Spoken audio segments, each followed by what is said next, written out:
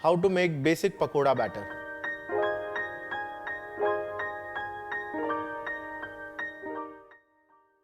Hello friends, welcome to Sanjeev Kapoor Khazana. मैं हूं सौरभ। आपने ये नोटिस किया ही होगा, देश के किसी भी कोने में जाएं, किसी भी तरीके का नाश्ता हो, लेकिन उन नाश्तों में या उन स्नैक्स में पकोड़े जरूर होते हैं। पकोड़े हम कई तरीके से बनाते हैं, कभी बैटर को कोट करके, कभी चीज़ों को या इंग्रेडिएंट्स को सारा कुछ बैटर में मिला के और फिर अल्टीमेटली उन्हें तेल में तला जाता है। तो ये जो पकोड़े का बैटर है, ये बनाना और ये बनाना सीखना ये बहुत इंपॉर्टेंट है। चलिए आज मैं इसी को एक टिप की तरह आपको बताऊंगा। सबसे पहले इंग्रेडिएंट्स देख लेते हैं, उसके बाद शुरुआत करते हैं इसे बनाना। बेसन, खाने का सोडा, नमक, अजवाइन, तेल। तो ये थे सारे बेसिक इंग्रेडिएंट्स पकोड़े के बैटर के, पकोड़े का जो मिक्सचर होता है उसके। कई लोग इसमें और भी एडिटिव्स डालते हैं या बहुत सी फ्लेवरिंग एजेंट्स डालते हैं, जैसे कुछ लोग बारीक कटी हुई हरी मिर्च डालते हैं, कुछ लोग बारीक कटा हुआ हरा धनिया डालते हैं और कुछ लोग हल्दी या मिर्च का पाउडर भी डालते हैं। लेकिन ये जो इंग्रेडिएंट्स हैं, ये सारे बेसिक इंग्रेडिएंट्स हैं, तो इनका इस्तेमाल तो ज़रूर होगा। तो आइए शुरुआत करते हैं। सबसे पहले बेसन, और ये बेसन जो है, ये जैसा कि आप देख सकते हैं एकदम बारीक बेसन है। हमें बारीक और महीन पिसा हुआ बेसन चाहिए और बेसन को हम इस्तेमाल करने से पहले छन्नी से छान लेंगे। बेसन छानने से इसकी जो गुठलियां हैं वो सारी की सारी निकल जाएंगी और जब हम इसमें पानी डालेंगे तो पानी डालने के बाद बैटर बनाते समय इसमें गुठलियां नहीं बनेंगी। तो आइए इसे अच्छे तरीके से छान लेते हैं। तो बेसन तो हमने छान लिया, इसकी सारी जो गुठलियां हैं वो हमने अच्छे तरीके से निकाल ली। अब बाकी के इंग्रेडिएंट्स इसमें डालते हैं। सबसे पहले अजवाइन। बेसन अजवाइन में डालना ये एक ट्रिक है। दादी माँ के ज़माने में ये एक ट्रिक माना जाता था, क्योंकि बेसन जिन लोगों को हजम नहीं होता है उनका हाजमा ठीक रखने के लिए ये जो अजवाइन है ये बहुत काम आती है। इसीलिए पकोड़े में जनरली आप देखेंगे अजवाइन होती ही है। अजवाइन के बाद इसमें डालेंगे नमक और इसके बाद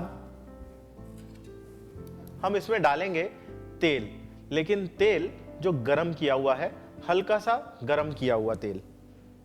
तो यहां पर मेरे पास कढ़ाई में गरम तेल है, हल्का गरम किया हुआ तेल, वो हम इसमें डाल देंगे। चलिए तेल भी हमने डाल दिया। अब ये जो गरम तेल है, जो हल्का सा गरम करके हमने जो तेल इसमें डाला है, ये इसको बढ़िया खस्तापन देगा। अब आप कहेंगे कि पकौड़े तो तेल में ही तलने वाले हैं, तो ये पहले तेल डालने का क्या सिग्निफिकेंस है? लेकिन पहले तेल डालने से जो बेसन है ये तेल को सबसे पहले अच्छे तरीके से एब्जॉर्ब कर लेगा और उसी एब्जॉर्प्शन की वजह से इसमें खस्तापन आएगा। तो चलिए इन सब चीज़ों को मिक्स कर लेते हैं। इन सब चीज़ों को मिक्स करने के बाद अब हम इसमें पानी डाल लेंगे और इसका एक स्मूथ बैटर बना लेंगे। एक बात का ध्यान आप रखें कि इसमें थोड़ा थोड़ा पानी डालें और उसके बाद बैटर बनाएं। इससे दो चीज़ होंगी, एक तो आपका अंदाज कभी नहीं चूकेगा और आपके बैटर की कंसिस्टेंसी एकदम परफेक्ट आएगी, और धीरे धीरे पानी डालने से इसमें जो गुठलियां बनती हैं वो भी नहीं बनेंगी। जैसा कि आप देख सकते हैं, मैं यहाँ पर ये विस्क का इस्तेमाल कर रहा हूँ। ये भी एक तरह की टिप है। विस्क के इस्तेमाल करने से भी जो गुठलियां हैं उसका फॉर्मेशन बहुत कम होता है। चलिए ये सारी चीज़ें अब अच्छे तरीके से मिक्स हो चुकी हैं। आप देख सकते हैं ये बैटर की कंसिस्टेंसी ना ज़्यादा थिक है ना ज़्यादा पतली है, और इसमें क्योंकि हमने सारे प्रिकॉशंस लिए हैं, सारी जो छोटी छोटी चीज़ें हैं उनका ध्यान रखा है, इसीलिए इसकी जो कंसिस्टेंसी है और स्मूथनेस है वो बरकरार है। चलिए अब ये जो बेसिक बैटर है ये तैयार है। इसमें बेसन है, पानी है, अजवाइन है और नमक है, और साथ ही साथ खस्तापन लाने के लिए थोड़ा सा गरम तेल है।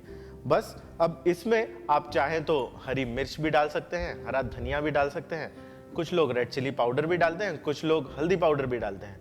लेकिन ये जो बैटर है ये बेसिक बैटर है, इसमें जो चीज़ें डली हैं वो इसमें डालना बहुत एसेंशियल है। और हाँ, ध्यान रहे जो मैंने इसमें टिप्स बताई हैं वो ज़रूर ध्यान रखें, उससे ये बैटर इसी तरह से स्मूथ और बढ़िया बनेगा। ये जो बैटर है इसे हम पहले से बना के रख सकते हैं। जैसे आप एक्सपेक्ट कर रहे हैं कि काफ़ी सारे मेहमान आने वाले हैं और उन्होंने पकोड़े बनाने की फरमाइश की है, तो ये बैटर आप पहले से बना के रख सकते हैं। लेकिन सबसे इंपॉर्टेंट चीज जो मैंने भी लास्ट में बचा के रखी है वो है सोडा। इसका एक रीजन है, सोडा डालने के बाद आपको तुरंत पकोड़े बनाने होंगे, क्योंकि ये जैसे ही पानी के संपर्क में आता है या जैसे ही मॉइस्चर के आसपास आता है तो इसका रिएक्शन शुरू हो जाता है। और जो सोडा हम पकोड़ों में डालते हैं वो खस्तापन के लिए, करारे बनने के लिए डालते हैं। तो तुरंत सोडा डाल के और हम इसे मिला लेते हैं, और मिलाने के तुरंत बाद ही हम इसके पकोड़े बनाने शुरू कर देंगे। ध्यान रहे, बैटर आप पहले से बना के रखें, लेकिन सोडा उसी समय डालें जब आपको पकोड़े बनाने हैं। तो चलिए, अब ये बैटर तैयार है, सोडा डल चुका है और मेरे पास यहाँ पर कुछ तैयारी और है। ये कुछ आलू के स्लाइसेस हैं, कुछ पालक की पत्तियाँ हैं, इनसे मैं पकोड़े बनाता हूँ और आशा है आप इन सारी छोटी छोटी टिप्स को और नुस्खों को आजमा कर अपने पकोड़े और भी बेहतर बनाएंगे और भी तेज़ बनाएंगे।